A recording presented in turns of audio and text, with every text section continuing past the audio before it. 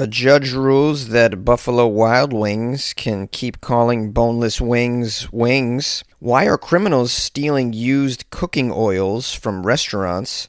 And scientists develop smart underwear to track your farts. These are the weird stories on Weird AF News, the only daily weird news podcast hosted by a comedian trying to make some funny jokes inside a closet. Here we go. A judge rules that Buffalo Wild Wings can keep calling their boneless wings boneless. It's nice to know that we're tackling the big issues in our government these days. What's next on the docket? Figuring out whether or not a hot dog can be called a sandwich? I'm just happy our judicial system in America is ruling on cases that really matter the most, aren't you? So this is a big issue, apparently. Semantics really is what it comes down to. Are boneless wings different from chicken nuggets? A federal judge weighed in a lawsuit against Buffalo Wild Wings regarding this very issue. In a 10-page ruling, 10 pages it took them to tell you if boneless wings are wings or nuggets. We have U.S. District Judge John Tharp in Illinois. This guy probably makes $250,000 a year to do what? You know, here I am just toiling away in a closet for no money. You know, it's just stories like this that make me want to question, like, my whole life. Maybe I should have tried harder in school, huh? This guy said that a sports bar franchise can continue to call its popular menu item boneless wings, even though they are, quote, essentially chicken nuggets, according to the district's ruling. But I would argue that they're not even nuggets. They're more like chicken chunks because, I think nuggets started out as chunks of chicken, but now they're just a Frankenstein product. You know, the McDonald's nuggets, at fast food restaurants, nuggets are basically a chicken paste that is formed into whatever shape they wanted. They can make dinosaur shapes. They can make, that's a nugget. So I would say these aren't nuggets even. What they are is, and I've had them at Buffalo Wild Wings, they are boneless chicken chunks. Yeah, so my point is they're not wings, nor are they nuggets. And you might be shocked to hear that none of this meat even comes from a buffalo with wings.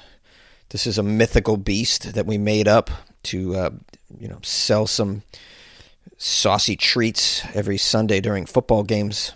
In this story, we have someone who calls themselves a wing lover. I guess that's an influencer of some sort. I'm a wing influencer. I just love buffalo wings. Well, this buffalo wing lover goes by Eamon Hallam. This is the guy that filed the lawsuit. What do you got? Is there nothing going on in your life that you have time for this? Isn't Eamon Hallam having any snags in life these days? In 2025, 2026, you got no fires to put out in your own personal life that you have time to file a lawsuit against Buffalo Wild Wings. It says he filed the suit in 2023, claiming violations of the Illinois Consumer Fraud Act over Buffalo Wild Wings, calling them, quote, boneless wings instead of, quote, chicken nuggets. Yeah, this guy's so dumb. He doesn't even know that you can't even classify these as nuggets either. He calls himself like a chicken enthusiast. Does he have any idea what he's talking about? Well, apparently the judge found that there wasn't enough meat on the bones for his argument. Hey, I can't take credit for that pun that was written in here. Here's a quote from the judge in the ruling. He says that this man did not drum up enough factual allegations to state a claim. Hilarious. He says boneless wings are not a niche product for which a consumer would need to do extensive research to figure out the truth. Instead, boneless wings is a common term that has existed for over 2 decades. So I guess the judge is ruling that because they've been called this for a long time, there's no lawsuit here. The lawsuit should have just been thrown out because this guy that's making the lawsuit is a loser. Can you rule like that? Can you be like, I'm not going to go forward with your lawsuit because you're a loser. All right? It ends here. I'm not going to spend community resources because you're a loser with too much time on your hands. I don't think they ever do that, though. I would if I was a judge. I think Judge Judy used to do that sometimes. I used to enjoy Judge Judy because she would just plainly speak her mind and tell the the plaintiff or the defendant, whether or not they're dumb. Just straight up call them idiots. I love that. We need more of that in our judicial system, I think, because I mean everything ends up being a waste of taxpayer dollars, and you should make decisions based on how much is this going to cost the taxpayers. If someone comes up to you saying, "Hey, this boneless wings aren't wings," you should be like, "You're stupid. Get the hell out of here. You're wasting community resources." I mean, when are we going to get it together? I mean, and by the way, this whole, calling it boneless wings, whatever, the whole chicken thing, it's all lies. All of it's lies, and we accept that. Popcorn chicken. We know it's not popcorn. There's no corn in there. Chicken fingers. There's no fingers in there, right? So get over it. Chicken strips. No chicken strip is ever stripped for me. I would love to get a strip tease from a chicken. I'm kidding. But, and it's not just chickens. All right, hamburger. No ham, everyone. You know. Almond milk. That's not a milk. A milk comes from the teat of a mammal, typically. But we call them milks. I don't see anybody. Here's one that just has always bothered me, but no one ever mentions it. Heartburn has nothing to do with my heart. The heart has nothing to do with it. So misleading. Oh, I have heartburn. Should it be hurting in the area of my heart? No, it doesn't hurt in your heart area. It hurts in your chest and throat area when you have quote-unquote heartburn. But I don't see anybody complaining about this terminology. No. Should. Now, here's something in the article I find strange. The judge is allowing this man to amend his initial complaint by March 20th in case he can, quote, provide additional facts about his experience that would demonstrate that Buffalo Wild Wings is committing a very deceptive act on consumers. So for whatever reason, this judge has decided to allow this man to have a second chance. Why would you even allow this idiot to come back with more paperwork? I mean, why? I mean, this judge, what are you doing? Do you just find this case amusing or something? Is this entertaining to you, this whole Buffalo boneless wings being, whether or not they're wings? Wow. I mean, what a waste of everybody's time and money. We are led by the least among us. That is true. Now, here's a funny detail about his lawsuit. It says the guy that made the lawsuit, he claims he went to Buffalo Wild Wings restaurant in 2023 and expected to receive wings that were deboned when he ordered boneless wings. He expected wings that were deboned. He argued that Buffalo Wild Wings' products should be called something different, like chicken poppers. Bro, they're so much bigger than poppers. There is a thing called chicken poppers. It's basically popcorn chicken. The boneless wings are large chunks. Are you stupid? This idiot. I thought they were going to be deboned wings. Like, in what universe have you ordered boneless wings and deboned wings arrive? So many morons out there with frivolous lawsuits. We're such a litigious society, and like guns, we just allow lawsuits to just proliferate. It's just like anybody can have one. You want a lawsuit? Go ahead. You get a lawsuit. You get a lawsuit. Wow, what a stupid place I live in. Criminals are stealing used cooking oil from restaurants, but why? Why are criminals stealing used cooking oil from Scotland's chip shops?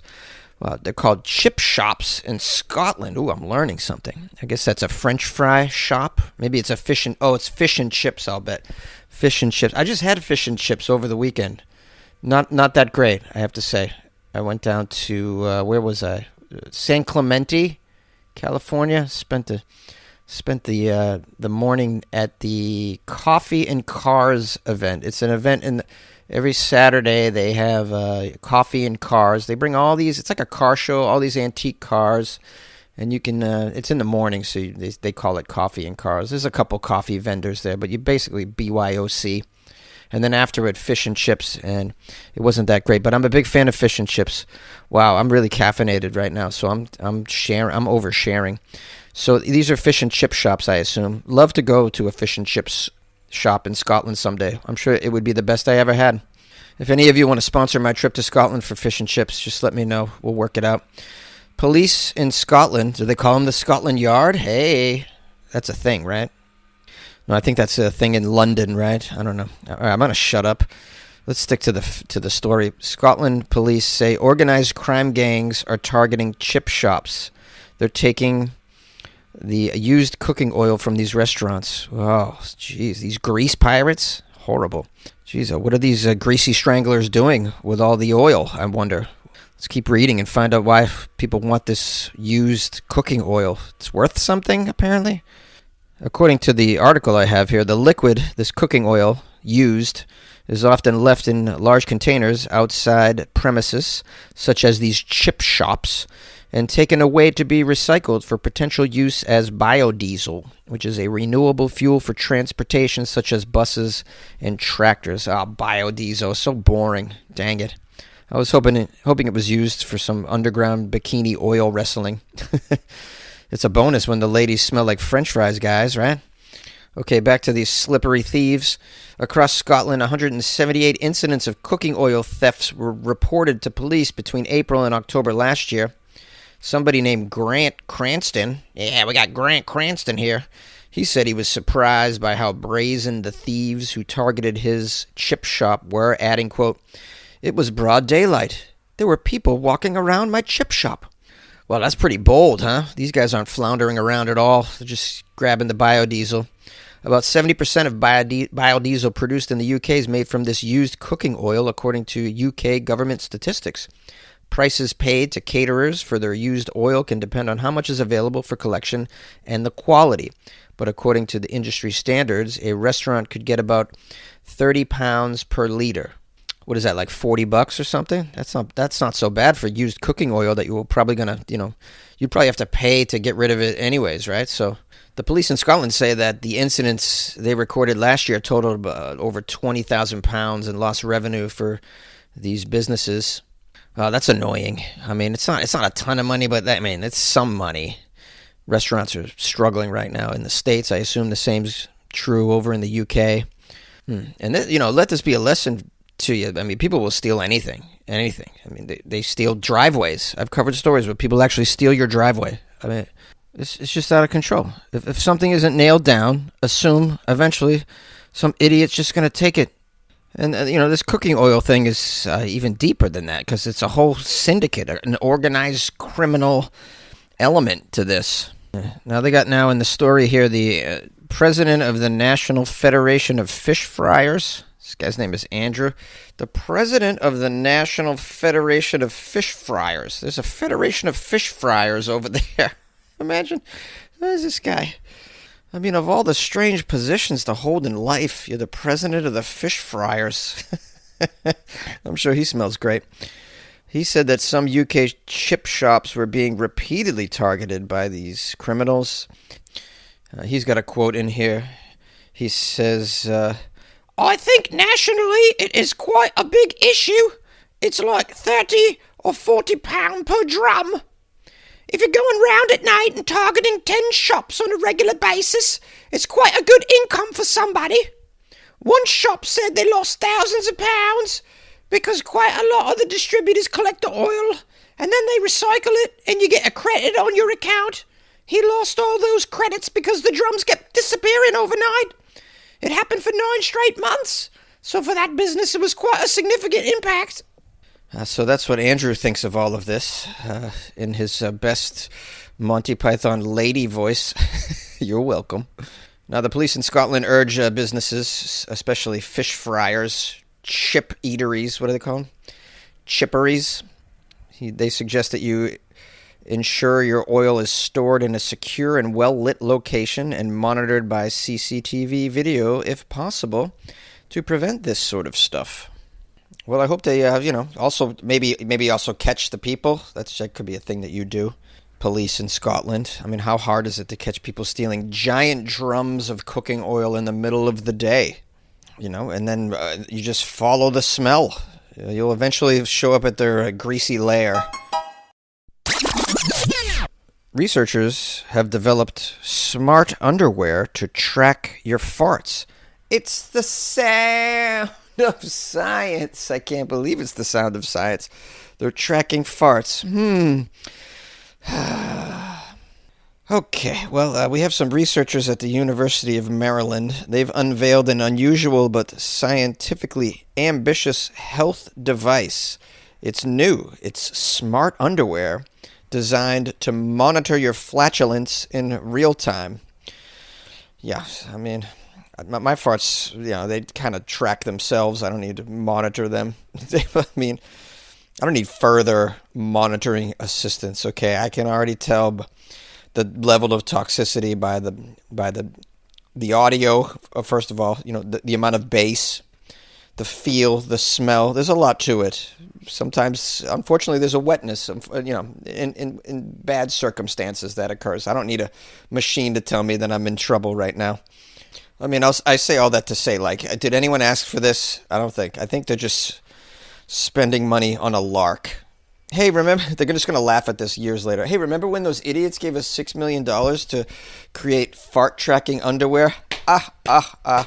So funny and lucrative to be a scientist. Just people give you money to screw around. And by the way, let me take a moment to say, any rich philanthropists out there that are thinking of donating to science, well, no need, because as you can see, they're going to waste your money. You just give it to me. This ain't a waste, what's going on over here. You give it to me, I'll hire an editor, I'll hire, what do I need around here? Someone to do my social media, and someone full-time to write songs and jokes. And, here's the kicker. I don't even need millions to put out a very useful product. Not like this fart underwear. All right, let's learn a little bit about the fart underwear. Specifically, I'm curious how much it costs. Is it a USB chargeable? This wearable health technology was created by a team. A team? How do you go home and tell your wife what you did all day when you're just creating fart tracking underwear? It's created by a team in the university's Department of Cell Biology and Molecular Genetics. I mean, they make it sound like it's some highfalutin department, but at the end, they're just smelling farts. This is built around a compact sensor that snaps discreetly into a person's underwear using electrochemical sensors. Ooh. The device measures intestinal gas, specifically hydrogen, offering what scientists describe as a more objective window into digestive health and gut microbiome activity. Again, I don't need sensors to help me get a more objective window into how I'm digesting. I just know by my regular monitoring of my own farts, like if it's okay down there. Most people, I think, know when there's an issue.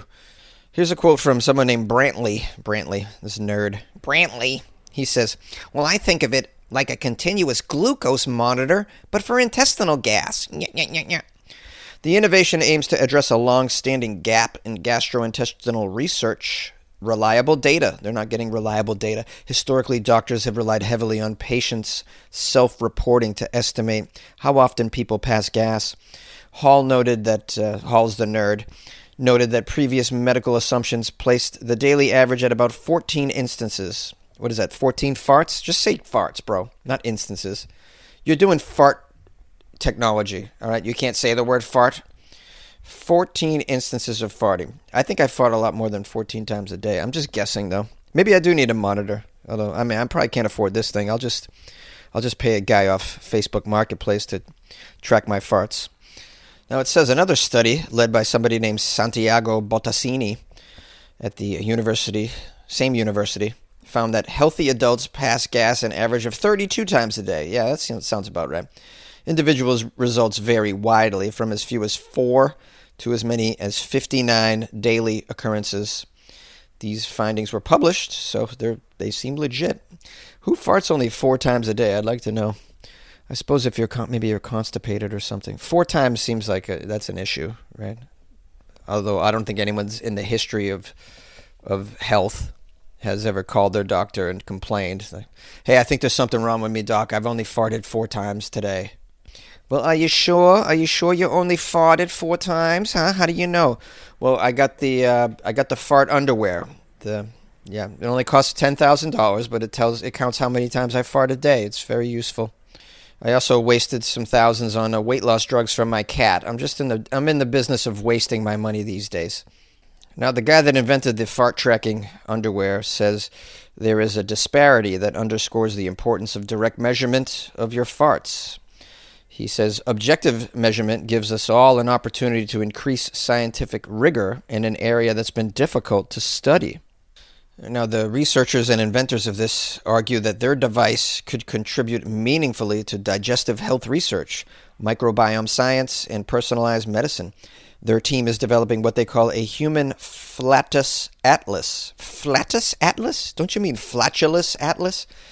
You could have combined those words. What an opportunity. Human flatulus atlas. I can't even do it. You know what I'm trying to get at. This, according to them, is a large-scale project intended to establish baseline data on normal adult flatulence patterns using smart underwear. The guy says, we don't actually know what normal flatulence production looks like. We admit, without that baseline, it's hard to know when someone's gas production is truly excessive. Oh, I think we know when someone's gas is truly excessive. Someone's going to tell them eventually, their family, friends, lover. But, this guy's got to, come up with justification for spending millions of dollars on some fart tracking underwear. So he's got to say things like this, come up with plans, But, I mean, honestly, can you envision, thousands and thousands of people wearing fart tracking underwear? I just don't see it happening. I mean, we need some bulletproof underwear before we need fart tracking underwear here in the States. I got to make sure I stay alive to fart. But, this team has dreams. They have dreams. And if what they're saying actually happens, you know what that means? There's going to be a new job out there called fart data analyst. Hi, I'm calling you about your fart data for the year, Mr. Johnson. Love to discuss it with you. Yeah, so I talked to my fart data analyst, and I'm way under the flatulence scale. I gotta up my bean intake. I mean, I guess we could go there. It could happen. What's more likely to happen, though, is some OnlyFans model is going to get a hold of this and charge just some lonely morons thousands of dollars for her monthly fart data, along with some sound bites if you pay a little extra. Or just create a whole new platform called Only Farts, where you can subscribe to some hot woman's fart data. All right, I mean, I know that's ridiculous, but let's be real. This is where we're heading as a culture. Hello, my lovely friends and listeners of the podcast, Weird AF News. Appreciate you. Please subscribe to the show if you haven't already. But only if you want weird news 5 days a week. That's what I'm doing over here. It's one guy cracking jokes, doing Monty Python impressions occasionally. This is what we got. Making fun of people. There's a lot of making fun of and putting down everything. Because, I don't know. I'm from Boston, and we just put everything's stupid. So, but I try to make it funny. I mean, that's what. Maybe I'll do some positive segments going forward this week. Hopefully, it's the world is a little crazy right now. Though, if anything weird usually doesn't have a positive spin. I try and put one on it. All right, I'm rambling now because I'm highly caffeinated. Thanks to my patrons. I'm highly caffeinated, and everyone that's bought me coffee, super. Shout out to Chef Ryan in the PNW. That's called the Pacific Northwest. Chef Ryan bought me some coffees yesterday off my website, weirdafnews.com, where you can click on Buy Me a Coffee. It's a banner on there on the front page, Buy Me a Coffee. That leads to a place where you can buy Jonesy a coffee or two. And you can write me a little note. And apparently, I just learned you can leave me a personalized video saying something, which is what Ryan did. He's the first one to use this new technology on the Buy Me a Coffee website. I didn't even know it existed until I was going to share it, but he swore in there, so I can't. He dropped an F-bomb, so I can't share it. I try to keep this podcast F-bomb free. I got a pretty good track record of doing that for years and years, by the way, which is very impressive considering I'm a slightly angry person from Boston. I think my first words out of the womb had an F-bomb in it. That's just how it is in Boston. I came out of the womb and was like, wow, it's effing dark in there, huh? Where's Duncan's? Those were my first words. It's effing dark in there. Where's a Duncan's? All right. If you want to support the show, go to weirdafnews.com. I don't know why you would want to, but maybe you do. Maybe you believe in me. Somebody does. Maybe out there. I don't know. Certainly not my family. Anyways, go to weirdafnews.com. You can join the Patreon too. That's really cool. I put extra content in there for you when you join the Patreon. Super cool. Anyways, I'll see you tomorrow. Any questions? DM me on Instagram @FunnyJones. Okay. Peace out.